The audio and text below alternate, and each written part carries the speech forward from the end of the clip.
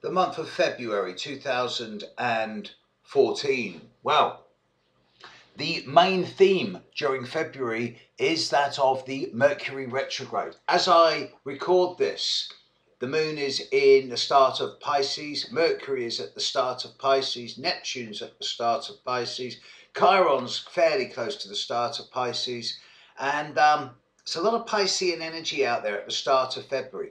Mercury goes retrograde around the 5th or 6th, conjunct Neptune, and stays conjunct Neptune for the first couple of weeks of February, suggesting that the first 2 weeks of February are going to have a degree of misunderstanding, miscommunication, lack of clarity, and there will be no clear outcome to any ongoing debate, argument, discussions, anything like this.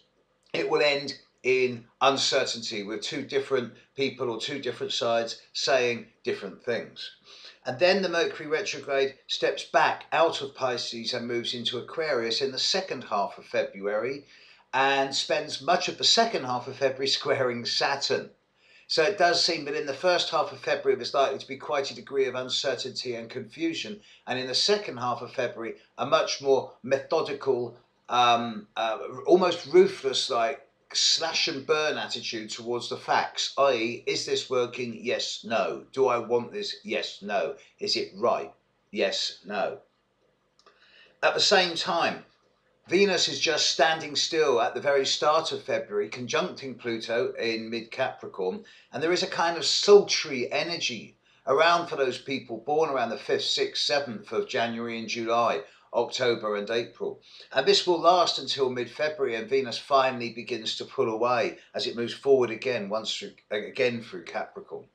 And at the end of this month, it seems like retrograde city at the moment. You've got, at the start of February, you've got Venus standing still and going forwards, and Mercury standing still and going backwards. And then come the end of February, you're going to have Mars standing still and going backwards, Saturn standing still and going backwards, and Jupiter standing still and going forwards.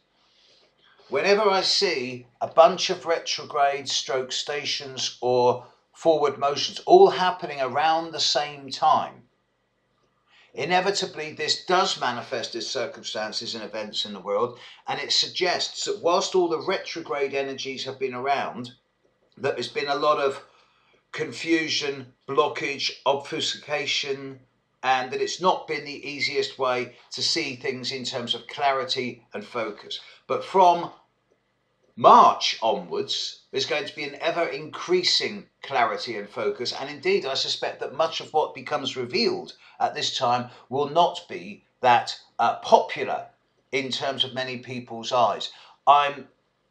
I have no wish to be a pessimist, and I'm aware that astrologers are always accused of batting the big news further on down the line, another couple of months or so. Nevertheless, the Grand Cross of April is not yet fully clear on the horizon and will not be until we're into early March. So let's see where we get. Now, during February itself, there's no sign of major crises or trauma. There's just lots and lots of little bits and pieces. And it's as if there's a lot of planetary energies all jockeying for position in readiness for the big push, the big start. There is a full moon during February, the Leo full moon, around the 14th, 15th of the month, and it's glorious.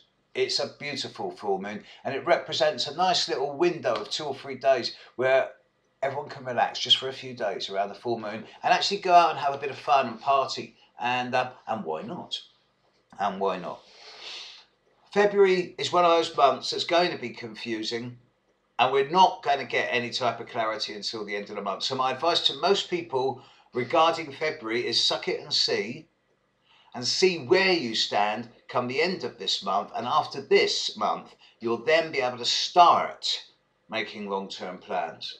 Right, I'm slightly absent for a few days. There's plenty of videos in stock, and you might get a surprise from me in the next few days. All right, world, enjoy February. Catch you later. Bye.